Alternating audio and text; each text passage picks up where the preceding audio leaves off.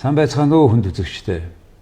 Өнөөдөр манай дефакто нэвтрүүлгийн ярилцлагаар байгаль орчин уур амьсгалын өөрчлөлтийн сайд Цэндийн сандаг очир орж байна. Цэндийн сандаг очир байгаль орчин уур амьсгалын өөрчлөлтийн сайд Тэнгэр дээд сургуулийн философч, нийгмийн ухааны багш мэргэжлэр удирдлагын академик, төрийн удирдлагын менежер, төрийн удирдлагын магистр зэрэгтэй тус төгссөн. Нийслэлийн Багнуур дүүргийн засаг даргын тамгын газарт нийгмийн ажилтан, хэвлэл мэдээлэл, олон нийтэд харилцах мэргэжилтэн. Нийслэлийн Багнуур дүүргийн Монгол Ардын намын хорооны дэд дарга, тус дүүргийн засаг дарга, Монгол Ардын намын хорооны дарга, төрийн байгуулалтын байнгын хорооны даргаар ажиллаж байсан. 2026 оноос байгаль орчин уур амьсгалын өөрчлөлтийн сайдаар ажиллаж байна. За сайн байна уу та? Сайн байна уу та? За COP17 яг энэ тухай ярьж гэн өнөө маргаашгүй болох гэж байна. Ер нь яагаад Монголд хийх болчих вэ? Ямар хэрэгцээ байгаа юм? За ер нь бол 1992 онд Бразилийн нийслэл Рио де Жанейро хотод анх нэгдсэн үндэсний байгууллагын суур 3 конвенц гэж байдаг. Уур амьсгалын өөрчлөлтийн конвенц, биологийн олон янз байдлын конвенц, цөлжилт газрын дараатлын конвенц гэсэн 3 конвенц байдаг. За уур амьсгалын өөрчлөлтийн конвенц бол жил болгон хуралдаг. Одоо 31 дахь хурал нь болох гэж байгаа шүү байна. За биологи болоод одоо газрын дараатлын цөлжилтийн конвенц бол 2 жилд нэг удаа болдог. За ингээд дэлхийн 197 гишүүн улсууд цуглаж тухайн асуудлуудаараа хэлэлцэж, гэрээ хэлцэл байгуулж, за амлалт өгж, санхүүжилт хөрөнгө оруулалтыг босгож, энэ чиглэлээр одоо төсөл хөрөнгө оруулалтууд хийж, дэлхийн өмнө тулгамдсан асуудлуудыг тодорхой хэмжээнд шийддэг ийм одоо конвенцуд байдаг. Тэгээд 2022 онд анх одоо цөлжилт газрын дараатлын эсрэг одоо энэ конвенцийн баг хурлыг 17 дугаар баг хурлыг Монгол улсад хийя гэдэг амлалтыг одоо манайх аваад ингээд одоо бэлтгэл ажил өнгөрсөн 2-3 жилийн хугацаанд хангагдаж өнөөдөр ингээд 7 хоногийн дараа одоо бэлтгэл ажил маань хангагдаж баг хурал маань эхлэхэд бэлэн болж байна. Бэлтгэл ажил үндсэндээ 90 гаруй хувьтай байна. Эхнээсээ одоо оролцогч нарын төлөөлөлүүд ирж байна. Өнөөдрийн байдлаар нэг конвенцийн газрын Индиго системд 7000 гаруй оролцогч нар оролцоно гэсэн албан ёсоор бүртгэл хийгдээд байна. За ер нь бол одоо конвенц болтол хүртэл хугацаанд бүртгэл бол нээлттэй өшөөш нэмэгдэнэ. За иймэрхүү байдлаар ер нь бол одоо цөлжилт газрын дараатлын энэ одоо конвенцд бол ер нь бол байгаль орчны сайд нарын баг хурал гэж ингэж ойлгож болно. Уур амьсгалын өөрчлөлтийн конвенцийн баг хурал бол ерөнхийлөгч нарын өндөр түвшний одоо хүмүүс оролцдог юм одоо хурлууд байдаг. За энэ жил ер нь энэ 3 конвенцийн хурал гуруулаа 1 жил болж байгаа онцлогтой. Манайх төрүүлж болж байна 8 сард. Ингээд 10 сард Армен, 12 сард Туркэд нөгөө 2 конвенцийн хурлууд маань болохоор 7000 хүнээс хэдэн монгол хүн байх вэ? За одоогийн байдлаар бүртгэлээс харахад 1000 гаруй монгол талын оролцогч нар, төрийн байгууллага, албаагч нар одоо төр хувийн хвшлийн түншлэл иргэний нийгмийн байгууллагууд оролцогч нар, эрдэм шинжилгээний ажилтан, судлаачид оролцсон гэсэн. За ер нь бол одоо 5-6 мянган гадаадын оролцогч нар. За ер нь одоо гадаад улсын ерөнхийлөгчөөр ажиллаж исэн 3 хүн оролцохоор мэдүүлгээ өгсөн байна. 60 гаруй за сайдын сангийн сайд, байгаль орчны сайдын түвшний. За нэг шадар сайд, за 30 гаруй одоо дэд сайдын. За тэгээд одоо нүүбийн орлогч дарга ирнэ. За дэлхийн одоо банк, Европын холбооны банк гэх мэт одоо томоохон банк санхүүгийн байгууллагуудын дэд ерөнхийлөгч нар 5-6 ирэхээр гихмчлэн. За тэгээд одоо ажиглагч нар, нүүбийн ажилтнууд, за хэвлэл мэдээлэл сэтгүүлч нар гэдэг ингээд ер нь бол нэг 6000 гаруй хүмүүс одоогийн байдлаар бүртгэлээ хийлгээд байна. Ер нь Улаанбаатар хотод нийт гадаадын хүн одоо шөнө ирээд хоног хичнээн гадны хүн багтах вэ гэсэн ярьсан. 4 орчим мянга гэж ярьж исэн. Тэгээ та зөвхөн гадаадын одоо 7 хоног ирэх энийг яаж хийх? Зочид буудлуудын холбоотой хамтарч ажиллаж байгаа. За тэгээ бид нар бол ер нь за улсын бүх одоо хэрэгцээтэй зочид буудлуудын тоо судалгааг гаргасан. Ер нь бол нэг 6-7 мянган хүн гадны зочдод хүлээж авчих болцоо байна. Яг зэрэглээс бүх зэрэглэлийг л оруулаад ч үү. Тэрнээс дандаа манай улсын хүчин чадал өндөр зэрэглэлийн өндөр түвшний ерөнхийлөгчийн түвшний одоо өндөр зэрэглэлийн зочдод бол нэг 10 хүрэхгүй байд юм байлээ. За тэгээ ер нь бол одоо бусад зэрэглэлийн одоо 3 оттой 4 оттой Гэт ингээд тооцвол ер нь яг бай багтаачаар багтааж бай. За нэгдүгээрээс За ер нь бол бүх зочдуудлуудыг одоо 1400 гаруй зочдуудлуудыг одоо блоклсон байсан. Тэгээ өнөөдөр бол борлуулалт үндсэндээ бараг 100% болсон байна. 1400 жижиг том буудлын байгаа юм уу тий? Өшөө яг блоклсон шүү дээ. Тэрнээс тусдаа ингээд тэгээ энэ оролцогч нар чи өөрсдөө зочдуудлуудаа сонгоно. Манай вебсайтн дээр зочдуудлуудын бүх мэдээлэлүүд байгаа. Тэгээ үн ханшаа харж байгаа. Тэгээ ингээд. За юу ч гэсэн багтаачж байгаа юм байна. Багтаачж байна. За хоёр дахь асуудал. Энэ зам тээврийн асуудал. Манайх ч одоо нэг сонирхолтой Бразил дээр ихэд одоо зочдууд нь хөрөхгүй усан онгоцон дээр хүртэл манай оролцогч нар баг хуралд оролцоо явж исэн тохиол байт юм лээ шүү дээ. Бразил шиг байна шүү дээ тий. За юу те хөдөлгөөн замын хөдөлгөөнтэй холбоотой. Замын хөдөлгөөн маа байлгүй яг уу. За ер нь бол ямар нэг унаа техник хэрэгсэл одоо автобус гэдэг юм шинээр авахгүй улсын төсвөр. За энд байгаа одоо төрийн байгууллагуудын автовазад байгаа бүх машин унаа техникүүдийг дайчилж байна. За бензин шатгууны жолооч нарын асуудлыг төрөөс шийдэж байна. За ингээд одоо тээврийн хөдөлгөөний авто замыг одоо бүрэн хаах асуудал бол байхгүй.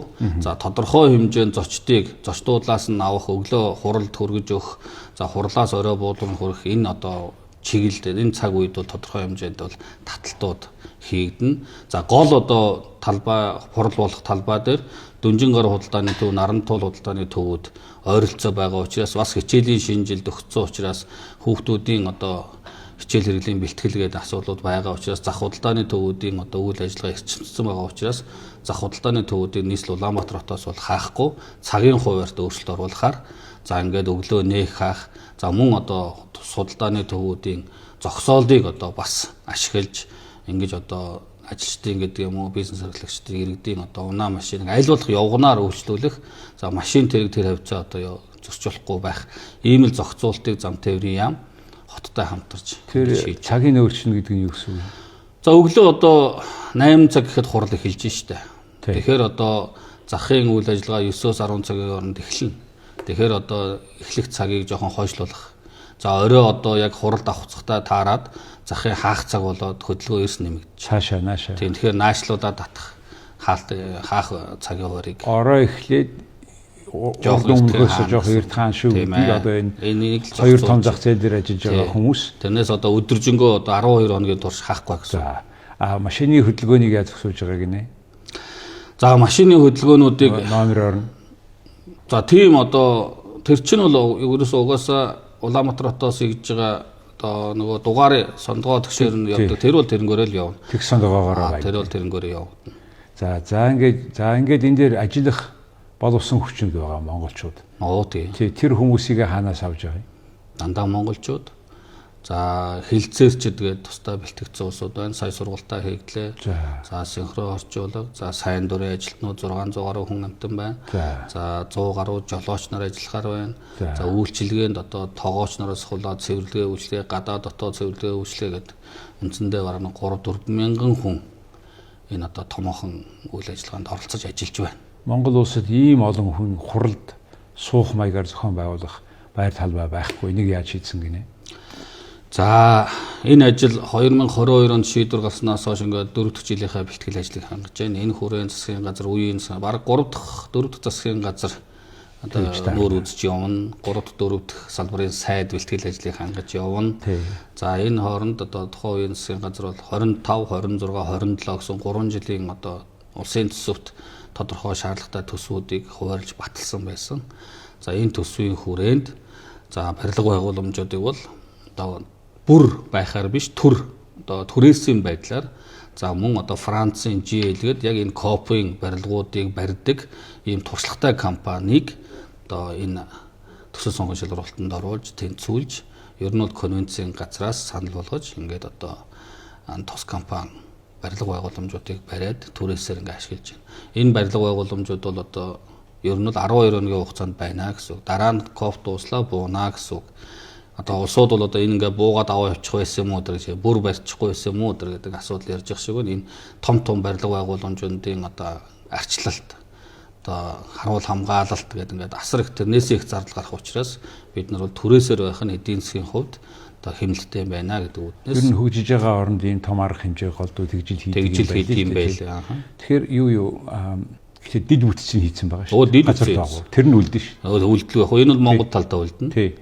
Тэгэхээр тэнд одоо бид дараагийн арга хэмжээг ийм маягаар зохион Бүрэн хийх болцоотой. Өөрсдийн үндэсний хэмжээнд зохион байгуулах тэр мөнгө төгрөг нь Монгол компанид үлдэх юм да. Хэрвээ дараа нь хийвэл. Яг үнэ. Ерөнхийдөө энэ бүх арга хэмжээний нийт төсөл хэд болдгийг нууц шүү. 250 тэрбум орчим болж байна. Төгрөгөөр. Тийм төгрөгөөр. Тэгээ манай төсвөөс хэд нэг гарч байна. Ер нь төсөв. Төсөв Монголын төсвөөс. Тийм Монголын төсвөөс. Гадаадаас За бас улс орнууд дэмжлэг үзүүлж нэг 15 орчим тэрбум төгрөгийн хандив тусламж цугласан байна. Энэ бол одоо тэгтээ гадаад дотоодын шүү. Сауди Араб гэхэд одоо 3 сая долларын гэдэг юм уу. За хятад улс одоо жишээ 1 сая долларын гэдэг юм уу гэдэг. За манай тэгэл Иротионт оюу толгой тэргээд ингээд MCS гол одоо компаниуд одоо бас тэрбум за 500 сая тэргээд ингээд ер нь бол одоо маш олон аж ахуй нэгжүүд тодорхой хэмжээнд нийгмийн хариуцлагын хүрээнд бас одоо тодорхой хэмжээнд байгаль орчинд сөрөг нөлөө үзүүлж байгаа гэдэг утгаараа хариуцлагын хүрээнд бас одоо дэмжийа, туслая, хамтрая гэдэг. За зарим нэг нь бас үйлчилгээ байна.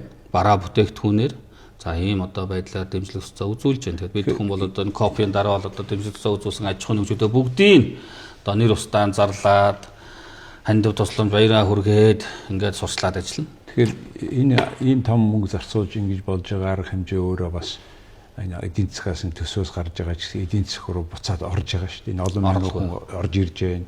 Буудлууд, яг нь хоол байна. Энэ бүх одоо төсөө өрн орж ирж байгаа орлого ашиг бол дандаа манай хувийн хвшлийнхэн л хүртэж байгаа шүү. Ерөнхийдөө энэ нийт зардлаа Монгол улсад орж ирж байгаа нь олж байгаа биз? Олно. Ерөнхийдөө олсоос одоо тийм. Орох орлого ашиг шимийг одоо хэд хэдэн янзаар ангилж ялгаж үзэх хэрэгтэй бас. За эдийн засаг шууд нөлөөлн таны ярьж байгаа. Зочид буудал, хоол, унаа, одоо дэлгүүр хоршоо, аялал жуулчлал. Энэ бол шууд орж байгаа. Бид нэг 6-аас 8 мянган гадаадын зочид ирэхэд нэг 150 тэрбум төгрөг шууд эдийн засагт нөлөөлөх юм байна. Саяны ярьсан одоо үйл ажиллагаануудад. За тэрнээс гадна зээл тусламж хөрөнгө оруулалт. Энэ копи үеэр чи хурлын үеэр чи амлалт өгнө шүү дээ улс орнууд. За энэ сайн төслөө энэ төслийг одоо цааш нь хэрэгжүүлье. Энэ говьруу энэ одоо ус татах төсөлчийг сайн. Яг энэ төслүүдийн тухай асуух чи энэ бэлэн үү? Хэдэн төсөл хаанаас авсан? Яаж хийх юм? 300 орчим төсөл төр хувийн хвшлийн байгууллагуудаас ирсэн байна. За бүртгүүлсэн байна. За манай ажлын албаныхан төслүүдийг одоо улс орны нөгөө манай дэвшүүлж байгаа 3 санаачлагын хүрээнд ангилж ирэмблээд за ингээд одоо байгаль орчныг хамгаалах нөхөн сэргээтэй холбоотой төсөл хөтөлбөрүүдийг устай холбоотой, бэлчээртэй холбоотой, газрыг нөхөн сэргээтэй холбоотой ингээд төслүүдэд ангилж, эрчим хүчтэй холбоотой, дэд үтцтэй холбоотой 3 том төсөл гэдэг нь 3 санаачлага байгаа. За манай улсын одоо дэвшүүлж байгаа энэ одоо Монгол улсад болж байгаа копийн үндсэн одоо төлөвлөгөө тал хэрийн төлөвлөгөө гэж байгаа. Манай улс өөрөө гандуу, хуурай, далаад гарцгүй, эрдэс уурсгалтай орон. Тийм учраас манай энэ коп дээр ярилцах асуудал бол тал хэрийн төлөвлөгөө гэдэг Монгол улсын санаачлага. Энэ дотроо 3 санаачлагтай тал хэрийн төлөвлөгөө маань нэгт одоо тэргүүлэх санаачлага, бэлчээрийн тэргүүлэх санаачлага. За газар ба усны одоо санаачлага. За тэгээд дэд үтс буюу байгаль суурилсан шийдэл өгөх үе дэд үтс гэсэн ийм одоо 3 санаачлага бол манай одоо энэ коп дээр Монгол улсаас дэвшүүлэх санаачлага. Энэ нөгөө ирсэн төслүүдийг энэ 3 санаачлагандаа ангилаад эрэмблээд бид нэр за яг устай холбоотой төсөл найлээ.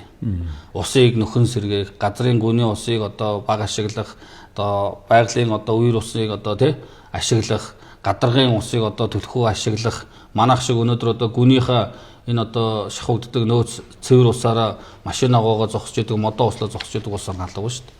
Тэгээд дөнгөж сая одоо энэ хавар Америк нэгдсэн улсын мянганы суралтын сангаар грант төслөөр одоо усны маш том төсөл дулааны 3 дугаар цахилгаан станцын үнсийг одоо бид нар цэвэр усаараа л өнөөдрийн хүртэл одоо угаагаад байж байлаа шүү дээ. Тэгвэл одоо саарл усаар ашигладаг байх ийм одоо том төсөл амжилттай хэрэгжсэн хоёр улсын ерөнхийлөгч нарын түвшинд олон жилийн турш хийгдээд гэх мэтлэн цаашдаа бид нар гадаргын усыг одоо яаж зөв зөвхөстэй ашиглах юм. Өнөөдөр оюу толгой яаж гүний ус ашиглаж байна. Энэ уул уурхаараа бүгд гүний ус ашиглаж байна. Тэгээ эргээд одоо энэ гүний усынхаа нөөц маань бид нар шахагдж байна. Эргээд гүний усныхаа нөөцийг нэмэгдүүлэх ажил хийгдэхгүй байна. Тэгээ бүх асуудлуудыг тусгасан 300-аад орчим төсөв гаргаад тавьчлаа. Гэхдээ энэ төслийг сонирхоод концепцууд танилцуулагдана. Концепц нь за. За тэгээд нөгөө талууд, сонирхогч улсууд, донор улсууд, банк санхүүгийн байгууллагууд нөгөө цэнхэр бүс, ногоон бүс дээр энэ төслүүд танилцуулагдана. Бид нэр төслөө сайн танилцуулах ёстой. Анхаарлыг татах ёстой. Ингээд энэ төсөлд өөрөө эдийн засаг, экологи, байгалийн тэнцвэрт байдлыг хамгаалахад газрын дороодлыг нөхөн сэргээхэд ийм сайн төсөл юм а гэж ойлгуулж чадвал тэрэн дээр бид нар түншлийг бий болгох, хамтрагчийг бий болгох, төсөл хэрэгжүүлэх, хөрөнгө оруулалтыг бий болгох нөхцөлийг бүрдүүл. За тэгэхээр цэнхэр ногоон бүсгээ та ярьчлаа. Нийт хэдэн бүс байгаа юм? Аль бүс рүү монголчууд орж болох юм болохгүй юм уу? Ялгаа юм байна уу?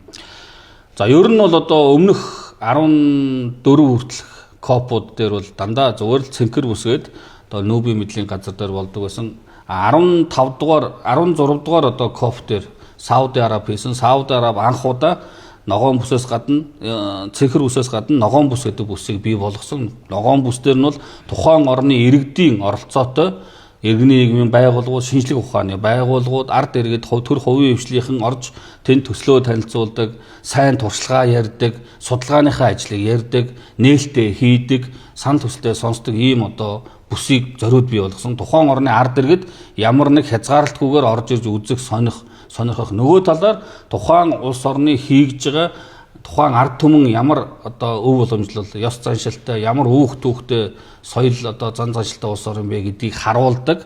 Одоо соёлын хөтөлбөрүүд явдаг тэнд ийм бүс байд юм байна. 300 компани төсөлчийн ногоон бүсдээр тайлбар тавигдах нь шүү дээ, тий?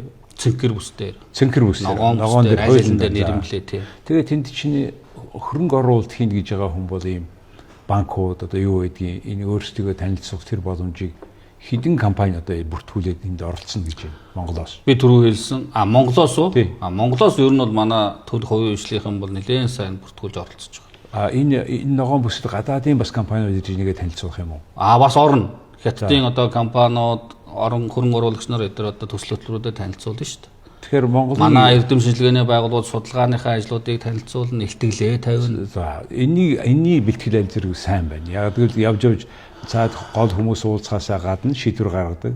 Наанд оролцох, иргэдийн оролцоо. Энийг хангасан энэ хүмүүст одоо энэ чинь ийм хэрэгтэй юм а гэдгийг Монгол улсын иргэд аль зэрэг сайн мэдж байгаа. Малчид ялангуяа бэлчээр бид нар одоо бас өөрсдийнхөө хэрэгэнд хийгээл байна. Амьда бас энэ хавар бол одоо бүх нутгийн аймагуудыг 6 бүс болгож байгаа орон нутгуудад ажлын алба ажилласан.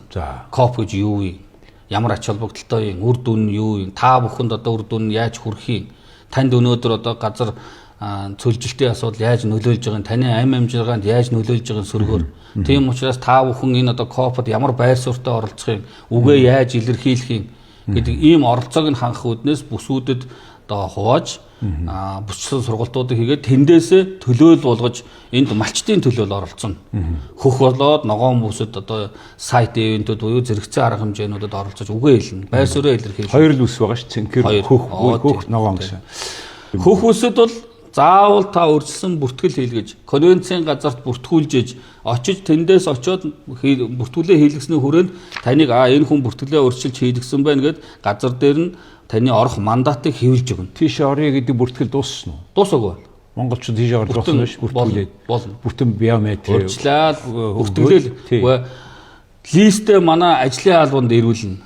Манай компани ийм ажилчтай оруулмаар байна. Тэр огтой, тэр утсан, тэр онлайн хийж болно. Регистрэнд дандаа онлоор л хийн. Тэгээд имэйл хаяг нь нэгээд. Тэгээ манай ажлын алба энэ таны листийг конвенцийн газар руу явуулна листээр. За тэгээд конвенцийн газраас имэйлээр нь танд линк ирнэ.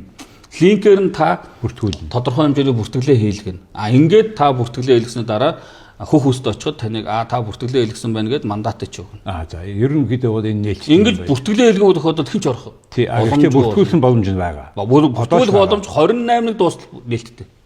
За энэ гэхээр Монголын иргэд, Монголын аж ахуйн нэгжүүд аль алинд нь боломж байна. Би одоо хэлээл амьдаа бүртгэлээ хийлгэрэй л гэдэг. Бүртгэлээ хийлгсэн ажилтан албан агч нар бол нээлттэй. Ногоон бүсэд бол ийм бүртгэл тийм шаардах. Угаасаа тэр 190 хэдэн орны удирдлагууд ирж байгаа. Тэр нүүбийн өөрийн аюулгүй байдлыг хамгаалдаг энэ өөрийн дүрм журм дэлхийн бүх газар байгаа шүү дээ. Тэрнийхэн дагуу явах гэж байгаа юм байна. Гэхдээ Монголын компаниудад төрүүлж бүртгүүлэх юм бол орох боломжтой гэж. Тэгээ 300 орчим бед ингээд энэ төс юм танилцуулнаа гэж ярьж байгаа. Тэгэхээр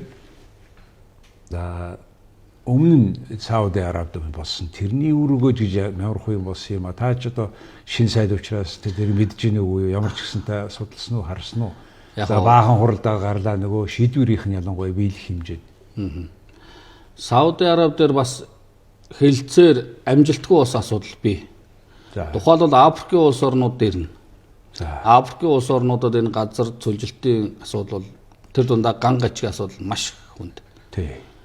Хөр сургамал, өв сургамал, ус байхгүй, газар одоо цөлжсөн, хатсан, ширгсэн, эдийн засаг, ард иргэдийн амжилтанд шууд сөрөг нөлөөж байгаа. Тийм учраас энэ дээр одоо түншлэгч, донор улс орнууд, хөрөнгө оруулалтын банкуд, санхүүгийн байгууллагууд одоо тодорхой арга хэмжээ авахгүй бол Африкийн улс орнууд бол маш хүнд байна гэдэг асуудлуудаа альч кофтер тавьж идэг юм байна.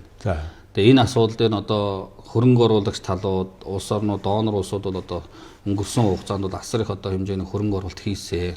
Гэтэл гангач одоо үр дүн гарахгүй байна гэд ингээд зөрүүтэй байр суурьуд байдаг юм байна. Тэгээ энэ асуудал дээр одоо Сауди Араби 16 дугаар КОП дээр бас тодорхой шийдэл ахиц гаргана хэлцээд одоо үр дүн хүрнэ гэсэн боловч бас хараахан үр дүн хүрээгүй. Энэ асуудал манай КОП дээр дамжиж ирж байгаа. Энэ асуудлаа бас одоо шийдэгдэг асуудал. Африкийн улс орнууд энэ асуудлаа мөн Монголд улс КОП дээр ярина гэсэн байртай. Гэтэл Франц тал одоо хөрөнгө оруулагч улс орнууд бас энэ асуудлыг ярихгүй шүү. Энэ дээр дэмжлэг үзүүлэхгүй шүү гэдэг. За нөгөө бид нар болохоор одоо манай улс чинь зохион байгуулагч улсын хувьд бол одоо дундын байр суурь илэрхийлнэ шүү дээ. Аль нэг улсыг хэд дэмжиж давмгааж одоо дэмжиж болохгүй. Даргалагч улсын хувьд зөвшөлтсөл төрн хэлцээр хийн гэдэг бол хоёр тал, гурван тал, олон тал хоорондоо бүх асуудал дээр ойлголцож нэгдэж зөвшөөрж, хүлээн зөвшөөрж хэлцээр шийдвэр гарна. Тэгтэл одоо 197 улсын 197 улс бүгдээрээ 100% гараа өргөж нэгдэж ойлголцож шийдвэр гаргадаг, батлагддаг. Нэг л улс хоошоо гэдийгээ хараад төвтчүүл энэ шийдвэр батлагддаггүй нэг онцлогтой. Бүгдээрээ гараа өргөж шийдсэн тохиолдолд түүнийг бүгдээрээ дагаж биелүүлэх үүрэг хүлээнэ. Бас энэ бол манай Монгол улсын хууль тогтоомжтой нэг адил хүчин төгөлдөр бодлоо баримтчих хэрэгцүү конвенц гэдэг бол. За ийм арга хэмжээс КОП 17 гээд болж болох гэж байна. Чадлын хэмжээгээр бэлтгэсэн байна. Тэгээ одоо нэг тийм айдахан нэг тийм аюулгүй байдалтай аюулгүй юм нэг номерт аюулгүй байдал зохион байгуулаа тийм ээ. Янз бүрийн тийм энэ олон мянган хүн цугларна гэдэг газар хамгийн аюултай юм нөгөө ийм бөөгнөлөө бие бинийгээ дарж алдаг нэг айхтар юм байдаг шүү дээ. Тийм одоо тийм юм болохгүй. Тийм учраас тэр чинь ингэж удаан цуглуулж гарч орж иг тий. Энэ бол за тэгээ болно гэж ойлгож байгаа та бүхэн бэлдээд бас улс орны нүүр сараа харуулаад тий. За ингэ болох юм байна одоо гэж ойлголоо. За тэгээ таны одоо энэ манай байгаль орчны энэ уур амьсгалын өөрчлөлтийн сайдын хувьд би Монгол улсын өнөөдөр одоо Монгол улсын бэлчээр газрын чинь 75% цөжилттэй байна гэж одоо та нар дүгнээд байгаа шүү дээ. Дэлхийд даяараа дүгнээд тэгээд ч тийм учраас Монголд энэ том хурлыг хийгээд газар дээр нь хаар ямар асуудал байна гэж явж байгаа тийм ээ. Бид нар Африкийн орнууд чиг зарим орнууд чиг тийм хэмжээнд орчоогүй байгаа. Тэгэхдээ л энэ цөжилттэй холбоотой ингээд янз бүрээр ярих юм аа. Гэтэл яг тэр бэлчээр дээр ажиллаж байгаа хүмүүс чинь багийн хүмүүс байгаа шүү дээ. 50-60 айл байгаа шүү дээ. Ард иргэд малчин айл. Тэгэхээр тэр хүмүүс бэлчээрээ хайрлаад нэгдсэн маягаар сэлгээд янз бүрээр хамтарч ингэж ашиглахгүй бол энэ засгийн газар Улаанбаатар хотын төвөөс та юу ч ихэд нэмэргүй шүү. Яг үнэ. Энэ механизм нь юу юм бэ гэж та харж байна. Тэр хоршоо тэргээл бид ярьдаг. Энийг яаж харж байгаа вэ та?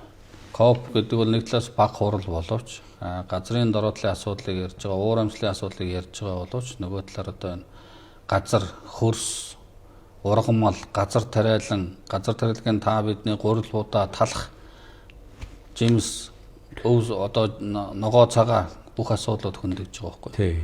Тийм учраас тэрний одоо сөрөг үр дагаврыг хэн хүртчихнэ гэвэл яг тэнд оршин сууж байгаа, орон нутагт ажиллаж амьдарч байгаа одоо малаа дагаж амьдарч байгаа малчтын амьдрал сөрөг нөлөөлж шин. Эхний ээлжинд. Нөгөө ургадаг байсан өв сургамал нь тоон цөөрч जैन, ургац нь багасж जैन. Газрын дороотлоос болоод тариа ногоо ургацын хэмжээ буурч байна. За тэгж юм. Тэгээд энийг яаж зогсоох вэ гэж асууж шүү дээ. Тэгэхээр ерөөсөө цаашдаа копи нэг одоо үлдэх өв бол эн чинь бас оюун санааны одоо бас ховсгол хийх хэрэгтэй юм байна. Өөрчлөлт хийх хэрэгтэй юм байна. Бид нар арга барилдаа өөрчлөлт хийхгүй бол яг энэ байдлаараа явж болохгүй нэ. Дэлхийн уур амьсгалын өөрчлөлтийг дагаад бид нарт жилийн 4 улиралтай байсан бол одоогоор 2 улиралтай болох гээд байна. Энэнд одоо дасан зохицох чадварыг яаж нэмэгдүүлэх вэ?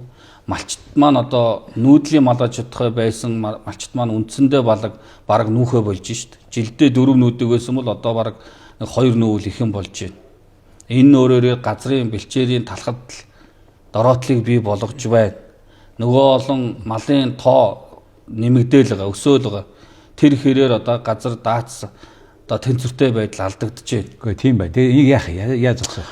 Энэ чиглэлд бол малчтай одоо цаашдаа засгийн газар бүх бодлого дээр байгаль орчныг хамгаалах асуудал зөвхөн малчтын асуудал биш байна. Зөвхөн газрын асуудал биш байна. Зөвхөн уур амьсгалын өөрчлөлтийн асуудал биш байна. Төслөтрүүдийг хэрэгжүүлнэ. Газрыг зүй зохистой ашиглах чиглэлээр бодлого хөтөлбөр хэрэгжүүлнэ. Бэлчээрээ зүй зохистой ашиглахгүй болохгүй нэ. Үгүй наадах чинь бол ингээд та дээрээс нь яриад шүү. За. Тэр 50 айл яаж энийг хийх вэ? 50 айлын эдийн засгийн сонирхлыг л байхгүй болбол ямар ч улс төрийн болон үзэл санааны тэр урамшуулаар юу ч явахгүй шүү. Тэгэхээр 50 айлын малын энэ бэлчээрээ яг одоо амьдрал дефакто. За тэгээд 50 айл ямар хэмжээнд тодорхой хэмжээний газартай байгаа тэр баг бэлчээртэй байгаа. Энэ газартаа таарсан энэ бэлчээртэй таарсан малтай байх хэрэгтэй юм байна гэдэг нэг нэмэрт ойлгох хэрэгтэй. Үгүй ойлгох биш. Яаж энэ тэхээс сонголтгүй болох вэ? Энэ дээр нь малаа бэлчээх юм байна. Энэ хэмжээнд. Энэ дээр нь одоо өвлийн үйлдвэрлэлд өвс тэжээлээ авах юм байна. Ийм зохион байгуулалтанд оруулах ажлууд л одоо цаашдаа үе шатгаар хийгдэхээс өөр аргагүй болж байна. Яг энэ чинь жишээлбэл Швейцар 500 жилийн өмнө яаж хийсэн бэ гэвэл манай энэ тосгоны энэ газар нутаг дээр айл болгон 10 үнээл оруулъя. Одоо би яг мэдэхгүй 10 юм уу. Бэлчээрдээ таарсан. Тэрнээс дээш оруулсан үнэний төлбөрийг дундын сандаа өгдөг. Төр авчихгүй. Тэгээд тэр дундын сангийн мөнгөөрөө энийг аваа явна гэсэн. За ер нь цаашдаа тийм бодлого бол орно. Энэ тухай би зөндөө яриад бичээд тэгээд нөгөө сая шинэ хоршоо хөдөлгөөнгөө ярьлаа шүү дээ. Тэрний чинь суурины шүг. Нөгөө бэлчээрийн даац чинь л одоо энэ. Тэгэхээр 10 мал тэжээх газар дээр бид нар 50 мал тэжээгээд шүү дээ. Бэлчээгээд шүү. Это факт. Гэхдээ тэрийг өөрчлөхгүй шүү дээ. Энэ засгийн газар чинь харин саяын механизмыг хий. Тэгээд та шиг хүнийг та нар сайд нар нь манлайлаад энэ хүмүүст илүү малтай хүмүүс нь төлбөрөө дотроо хийгээд аваа яваач гэдэг юмыг л хийвэл шийдэх гэдэг асуудал. Төслөтрүүд хэрэгжиж байна одоо. Ямар төслөтрүүд хэрэгжиж байна гэхээр малын тоогоо цөөрүүлсэн малчтад урамшуул өгдөг төслөтрийн зүгээс эхний ээлж нь хамгийн буруу байхгүй. Дээрээс нь тийм учраас та дотор нь өөрсдөд нь ашигтай дотор нь байгаа тэр малын тоо нь илүү байгаа хүмүүсийнх нь өгсөн мөнгө нь дотроо дундынхаа газрын менежментэд ордог болчихвол бид нар одоо нөгөө малаа хэдэн жил тэжээж штэ. Тэжээгээл байгаа. Ашиглаалаа. Тэгтэл чинь гадаад улс оронд яаж вэ? Эдийн засгийн нь одоо хэдхэн сартайд нь богино хугацаанд өндөр одоо тэжээл өгөөд одоо ашиг шимийг нэмэгдүүлж байгаад эдийн засгт хурдан оруулж байна. Гадаадд тэгж байгаа чинь тэр хүнд өөрт нь ашигтай байхгүй. Манай малчтад тэрийг ашигтай болгох хэрэгтэй байна. Одоо тийм байдал руу оруулна. Хүссэн үсээгөө дихгүй бол өнөөдрийн төрөүний таны ярьсан 75% нь одоо газрын дороотлолд орцсон байна. Энэ тоо чинь 20 оны тоо шүү. Одоо 26 оны тоо 5 жилийн дараа гарсан саяхан 14 хоногийн өмнө гарлаа 81 төвсөн байна. 81% нь Монгол улсын нийт газар нутгийн 81% нь тодорхой хэмжээнд ямар нэг их баг хэмжээгээр цөлжилтөд нэрвэгдэж эхэлсэн байна. Тэрний 0.9% нь нэн хүчтэй. 6.2% нь хүчтэй. За 42% нь одоо дунд зэрэг. За 31% нь одоо сул. 18% нь одоо за цөлжилт мэдрэгдэг гэсэн ийм нарийн тооцоо судалгаа гарсан байна. Харин тийм учраас энэтэй яг ийм байгаа учраас энэ цөлжилтийн копи хийх гэдэг байгаа нэг үндслэл шалтгаан бас энэ байна. Бид нэр өнгөрсөн хугацаанд энийг хийж байгаа өнгөрсөн хугацаанд байгаль орчинд ер нь хэрхэн яаж хандаж ирэв гэдгээ нэг эргэж харах дүгнэх нэг боломж гэж харж байна. Боломж гэж харж байна. За тэгээд энэ хурлын дараа энэ болж игэл хойд энэ хурлын дараа хаад нэг ярих хэрэгтэй байна. Ягаад гэвэл ямар үр дүн гарах юу болчих. Ямар үр дүн ямар дүгнэх. Бүсэн хүлээс үр дүн гарав. Тэг саяын тав тэр ярьжсэн. Хэдэн төсөл хөтлөөр хэрэгжихээр болов. Шийдэхэд тий. Ямар хөрөнгө оруулалт татагдав. За тэгээд ярих боллоо шүү хоёлаа. Болно. За баярлалаа. Баярлалаа. За тийм яриа болох нь шүү. Ер нь тех асуудлууд. Тэгээд бид нар чинь 90 оноос хойш ер нь байгаль бас ер нь бол хөгжил дэвшил байгаль хамгаалал хоёр хамтдаа явах хэрэгтэй. За баярлалаа. Гэтэл өнгөрсөн хугацаанд бид нар хөгжил дэвшил үр ашиг эдийн засгийн үр ашигаасаа илүү түлхүү анхаарад байгаль хамгаалалтаа ерөөс анхаараагүй орхигдуулж ирсэн байна. Энэний хор уршиг өнөөдөр харагдаж байна. Тий. Тэгэхээр тийм учраас байгалийн балийг ашиглах ёстой, зохистой ашиглах ёстой. Энэ асуудал орхигдсон байна. Тэрний уршигаас энэ хариуцлагагүй уул уурхаануудтай холбоотой газрын хэвлэлийг яаж одоо сүйдэж гэнэ үү? За одоо нөхөн сэргээгдэг талбай жил болгон яаж нэмэгдэж гэнэ үү? Түүнийг дагаад гол горих ус маань яаж ширэгж гэнэ үү? Гэт тэнд амьдарч байсан ан амьтыг яагаад цөөрч гэнэ үү? Тэгээ ихэнх нь яагаад гэвэл хууль журмаа биелүүлэхгүй байгаа. Төр засгийн биелүүлж хүчилж чадахгүй байгаа юм байгаа шүү дээ асуудал юм бол. Гэтэ за энэ чиглэлээр бол амжилт гарна байх гэж найдаж байна. За хүнд үзэгчдээ өнөөдөр манай дефакто нэвтрүүлгийн зочноор одоо COP 17 гэх том хурал Монгол болж эхэлж байна. Эхлэх гэж энэтэй холбоотойгоор бид энэ асуудлыг Монголын засгийн газрын зүгээс одоо хариуцж байгаа. Энэ ажлыг зохицуулж удирдах байгаа. Байгаль орчин уур амьсгалын өөрчлөлтийн сайд Цэндийн сандаг очиртой ярьлаа.